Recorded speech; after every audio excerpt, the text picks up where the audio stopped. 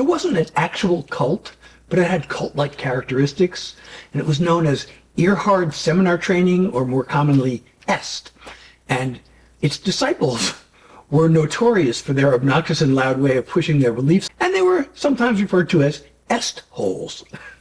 So the first time I ever heard of this was when I went for that first job interview, and they put me up in this hotel, and there was a seminar at the hotel, and it was an EST seminar. And you remember I mentioned that I had been going through this identity crisis, and I had been all depressed, and it was like this self-help thing, and it sounded interesting.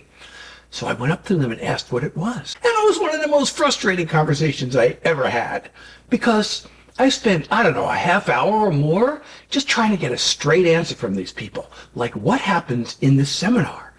And they kept making just these same vague generalizations, and they kept coming back to the phrase, you just, when it happens, and then you get it. You get it. And they kept talking about getting it. And that's all I could get from them is about, you get it. And I'm like, but what actually happens? Tell me what goes on in there. Well, you sit there and then you get it. So I finally gave up. And then later on, I saw one of these people in the elevator, and they recognized me, and they kept going back to, getting it, and I should sign up. And this thing was not cheap. It was like $200, which in today's money is probably, I don't know, around $1,000.